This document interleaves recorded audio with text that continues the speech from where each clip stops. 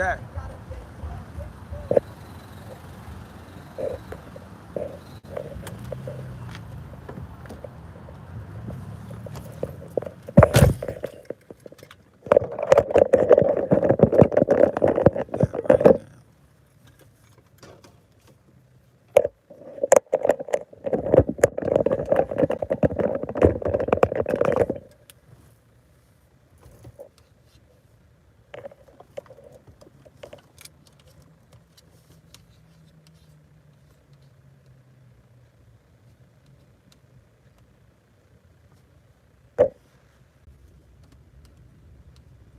And why you put that fucking echo in the shit? I don't like that.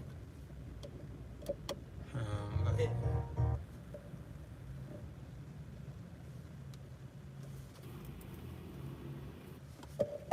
Yeah, yeah, yeah, yeah. I don't really wanna fuck if you ain't got a big butt. I ain't playing with no nigga or no bitch, I'ma wet 'em up. 30 shots. And up, 30 kids in her mouth. When I make that dirty bitch suck me up. 36 in your house, we gon' make you fuck niggas give it up. Ride around my chains on, my rings on, but I kick that thing. I done really seen a lot of shit. I'll show a nigga with some murder scene. Had a baby with a thot bitch, so my kids don't be like their mother. Then I fuck the thot bitch, but this time I use that rubber. Little bitch fuck me and neighbor, she ain't know that boy my brother. And we gotta eat every day. Yeah, I wake up like where that supper. Little nigga tryna watch his weight. Grease him up, man, we gon' brush him. I don't really wanna fuck if you ain't got a big butt. If you can't make that shit clap, baby girl, that shit whack. But she said she a rider, hold the guns, hold the crack. But little bro can't get back. His killer turns into a rat, his brother turns into a. The paperwork explains that. Too much. Too much shit.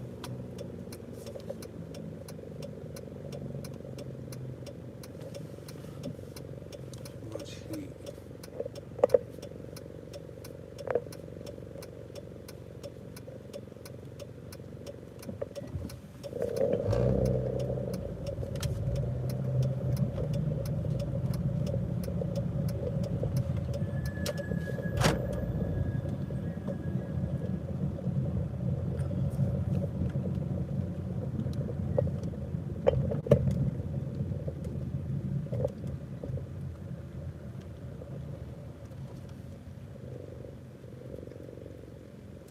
Already is the person that is in relation to their vision, their true self.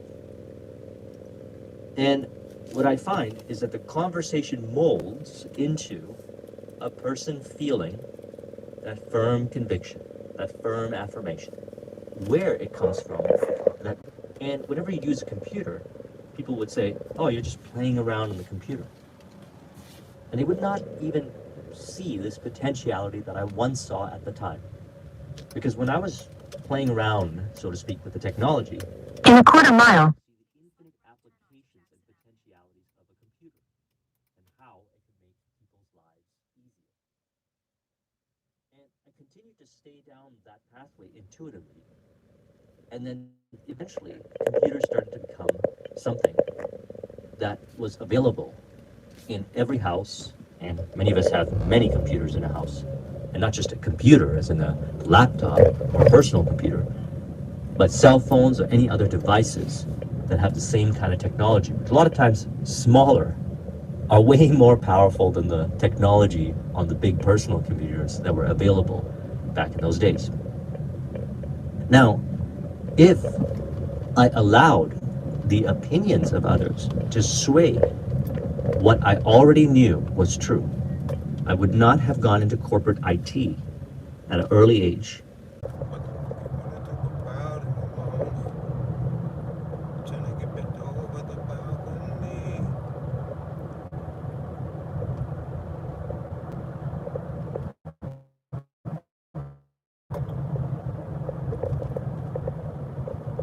Street balcony. But I think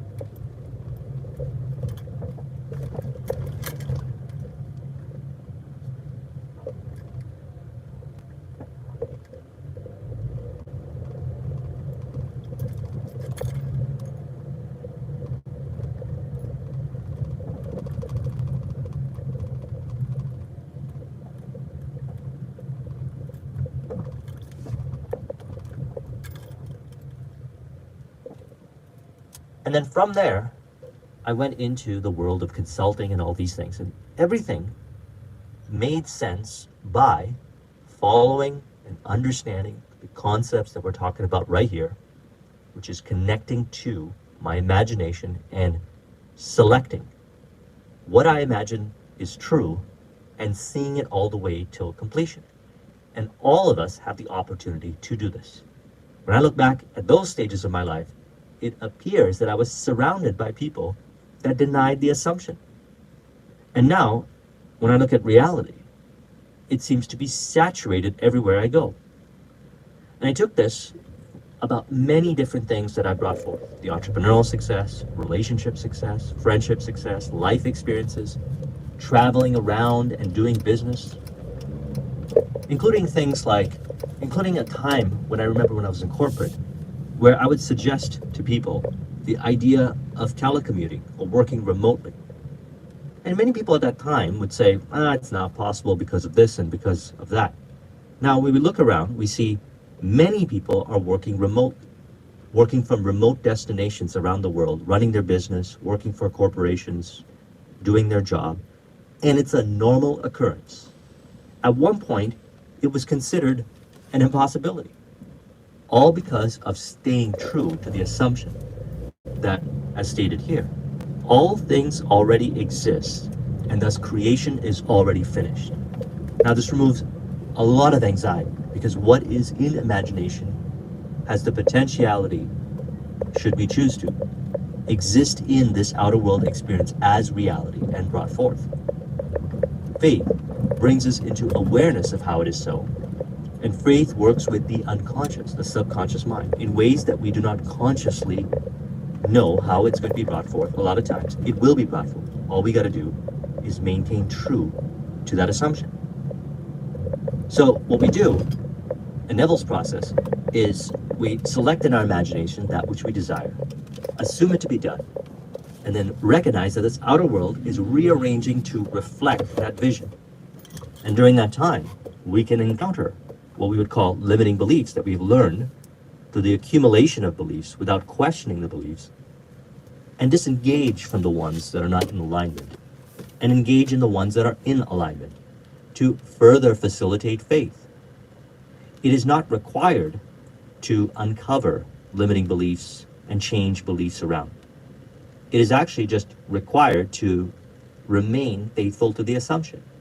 But one of the things that can help us on the journey is uncovering these limiting beliefs and changing them. That way, we experience less doubt, less convolution, less frustration, less resistance between where we are right now and the destination, which is what we have seen in our imagination. Now, to select in our imagination, it's a simple process. What would it look like if it was true?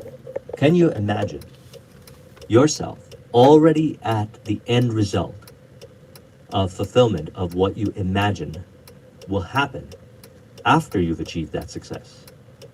One of the things that I mentioned this, I believe, in one of my previous videos, that I used to imagine was teaching others, sharing this information after I worked with it and produced the results in the entrepreneurial space. So yes, I would imagine myself with certain amount of income, certain amount of end result, you could say material possessions or experiences as a result of creating entrepreneurial success or career success.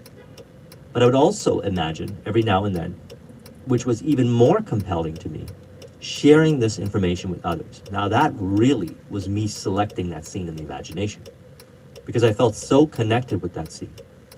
And then when I reflect now, this is exactly what I'm doing a lot of the time. I'm sharing this information via this channel, via consulting, via connecting with others because I love to discuss and share this information and also learn at the same time. Now, again, I'm going to emphasize the importance of releasing from doubt. And Neville stated in one of his lectures, he said, read the paper and react. This reaction sets a feeling in motion, be it anger, frustration, or irritation. When the feeling leaves, where does it go? Back to sleep within you, for you contain the world and all that is in it. So the idea behind it is doubt, indecision, anger, frustration in relation to your vision. When we entertain that kind of experience, we're re-impressing it on the subconscious mind, and we're recreating it again, again, and again. And it is our interpretation and our beliefs that is associating the meaning of anger and frustration and irritation to what shows up on the journey to the fulfillment of our vision. And we have the power to change these interpretations. Watch the video I did on the 4 modalities. I'll put a link in the description in which I discuss how you can do it. These were the only ways that I've ever worked with, starting with how I learned to do this by reading Think and Grow Rich back in 2004, in which he talked about the concept of autosuggestion.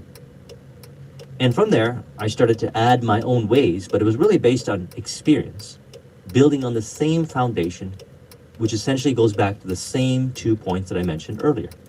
Repetition of the same information or repetition of the same information from different perspectives. And it doesn't necessarily have to be conversation or books or trainings that share that information. We're also talking about life experience, which is a natural way that we are impressing the subconscious through life experience, consciously selecting life experience that further affirms the vision. And he stated, another important word to watch is if. The conscious mind is very subtle in expressing doubt. We may be able to keep our minds focused on what we want by using positive I statements. If we are not careful, we may let if sneak in without recognizing its implication. So essentially what we're doing here is outwitting doubt, which I talked about in the last Sunday's video, which I'll put a link in the description. I recommend you watch it. And we can say I am to that vision. And we're saying I am to things every single day. That is how we are affirming and expressing it, re-expressing into reality. Even if we're not consciously understanding how we're saying I am to the different experiences, it's what we identify with and what we interpret as how those interactions with the 5 sensory experience imply to us in our imagination. What it implies is what we are imagining and saying I am to. Now, if is the doubts, as he referred to. As in, I see my vision in full presence in my imagination as already done. Then you go about your day to day and doubts start to pop up in your mind. Well, what if this and what if that? And if this doesn't work, that's going to happen. And you start to maybe get into overthinking. We want to, in that moment, catch ourselves and recognize that perhaps we're encouraging doubt. And one of the things we want to remember when it comes to belief, whatever you want to see brought forth in your imagination, some people will interpret that as easy, and some people will interpret that as hard to bring forth. So some people who have a lot of relationship success will see financial success as something that is very hard to bring forth. And perhaps somebody who has a lot of financial success, and doesn't necessarily have to be this way, but it could be this way, may see relationship success as being very hard to bring forth. All of that is based on their interpretations. So their interpretations is molding their experience based on what they believe. So things are both easier and hard based on belief via the natural self. So this has nothing to do with the spiritual self. The spiritual self is one of faith. It does not see things as easy or hard Those are the interpretations, the beliefs formed via the natural experience, the natural self, via the information that we have been consuming. Whether it be traditional information, like people talking to us and sharing, or books, or information that's presented to us from different sources of information, or life experience. It's the interpretation that we are forming that says easy or hard. And we can change the interpretation. So we're going to look at now 5 sensory integration into 6 sense, which is what I'm going to be further talking about over the videos to come, which may seem on the surface like an abstract concept, but we're starting to understand it even more so as we go through these experiences, that it makes a lot of sense. There is a spiritual true self, who you're destined to be, which speaks to you from desire, and you can go even deeper into the divine realm if you want and understand it even deeper, but we're not going to go there.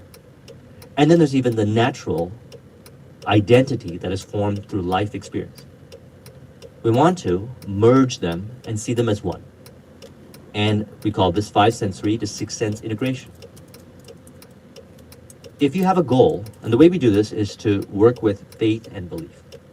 And we're going to look at it from 3 perspectives: creative law and natural law, spiritual self and natural self, 6th sense, and the 5 senses. So Neville states, if you have a goal, although it is unseen, it already exists. Now that is how we further ascend and transcend past the limiting doubt-based interpretations. Your normal mortal eye cannot see it, but by rearranging the structure of your mind, you can see it clearly. Rearranging the structure of the mind happens automatically through faith and consciously through evolving the beliefs, and you can do a combination that resonates with you till it is rearranged to reflect and see with the mortal eye, the vision, in your experiences via the 5 senses. If as the days follow one another, you remain loyal to this unseen reality, he says, and your goal is reached, you will have discovered the mystery of creation. So we're working with the laws of creation and aligning it with the natural laws. They are not in conflict. They're actually in harmony. To further integrate this, let's talk about another quote that I brought up from the book, The Kybalion, in which it was stated, the Hermetic teachings concerning the process of the mental creation of the universe. And at the beginning of the creative cycle, the all, in its aspects of being, projects its will toward the aspects of becoming, and the process of creation begins. So it's happening from within and externalizing outward. So we want to find what we desire from within and be guided from within to the end result. This process, as it is stated, is called a stage of involution, in which the all becomes involved or wrapped up in its creation.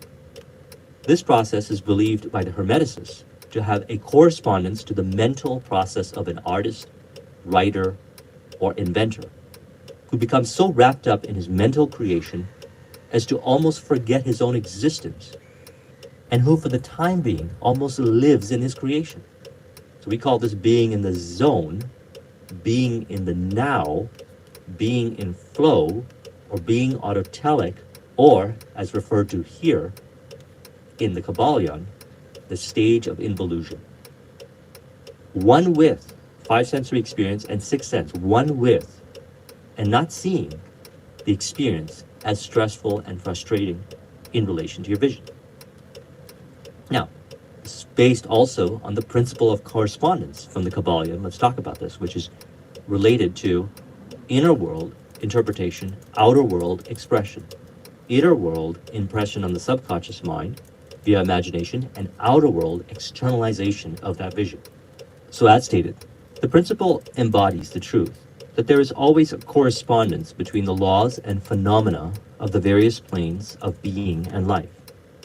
There are planes beyond knowing, or our current level of understanding, but when we apply the principle of correspondence to them, we're able to understand much that would otherwise be unknowable to us. Now, I call this inner interpretation, or understanding the world of natural law, which is the outer world, based on understanding your inner infinite world within. going into the world of the divine and understanding it to a level of depth. We want to ascend further into a deeper level of understanding via the world within. This journey happens as you build a deeper connection via meditation, via inner voice conversation, and otherwise referred to as the inner work. The ancient Hermeticists considered this principle of correspondence as one of the most important mental instruments by which man was able to pry aside the obstacles which hid from view the unknown. Now, another way of looking at this is that the creative law within is being expressed outwards as the natural law, and all we have to do is understand the source of it all from within, and we'll be able to accurately interpret the outer world experiences. Now, from there, we'll be able to also interpret what information we are, you could say, getting from the outer world, and seeing what is actually in alignment towards the vision. And we call this discernment. Wisdom is said to know the difference. Now, that stated, another way of looking at that is what James Allen referred to in The Heavenly Life. He said, man evolves outward to the periphery of complexity and then evolves back to the central simplicity. When a man discovers that it is mathematically impossible for him to know the universe before knowing himself, he then starts upon the way which leads to the original simplicity. He begins to unfold from within, and as he unfolds himself, he enfolds the universe. So we become at peace and at harmony because we understand more so each day the source of our experiences. I call this cause and effect reflection, which I borrowed from the principle of correspondence. Now, it's the understanding, in summary, 5 senses, natural world, 6th sense, inner world, creative law, bringing them together in harmony by A, staying committed to the vision, number 2, seeing it all the way to completion, and number 3, finding any disempowering interpretations that we have from within in relation to ourselves, in relation to our vision, in relation to people, environment, circumstance, information, and changing it to build a further relationship to the inner world, and then from there further related to the outer world. Now, this also, as a result, helps us understand more this spiritual self or fourth dimensional self and relate it back to the natural self, our natural existence here. So Neville stated in one of his lectures, instead of being a 3-dimensional sense man using a 4th dimensional power, I am now identified with the 4th dimensional power using a 3-dimensional sense man as an instrument. So the body is the instrument of the mind. So this is a personalized journey that we go through, understanding this more so, and simply put, brings us into a higher level of self-confidence. And by self-confidence, we can refer to it as confidence in the true self. So we can say, actually replace the word self-confidence with true self-confidence or spiritual self-confidence. So this also helps us further understand the power of imagination, which is then a further integration of the 6th sense, which includes imagination, and the 5 senses interpreting from imagination. As Neville stated, all change takes place in consciousness. The future, although prepared in every detail in advance, has several outcomes. At any moment of our lives, we have before us the choice of which of the several futures we will choose. And as we mold our journey towards the success, we recognize that the interpretations that show up are based on what we are imagining within, what we are filling up our consciousness with. We can further reflect upon this quote and recognize that we can consciously choose the pathway to the fulfillment. So that stated, we recognize that what we are selecting in our imagination exists in the infinite world of possibility, and we maintain a higher degree of faith, and we couple that through the evolution of our beliefs or lifting up our thoughts, as James Allen had once referred to in his book, As a Man Thinketh, to bring us into a higher degree of faith in the vision. Now, as a result, we're able to feel more connected, or the stage of involution on the journey, one with the journey. We don't feel overwhelmed by any complexity that shows up. We're able to integrate natural law with creative law. We're able to integrate the natural self, the physical self, with the spiritual self. And we feel one with, and we understand this concept even more so, which is integrating the sixth sense with the five senses. Now, this, as we're discussing it, upon reflection, came from reading, and I'm paraphrasing here, a quote from Think and Grow Rich back in 2004, in which he said that the sixth sense, or infinite intelligence, and any of those we would consider more abstract concepts, can only really be understood by following the previous principles. Now, I believed it. Whether it is true or not, I believed it. And because I believed it and followed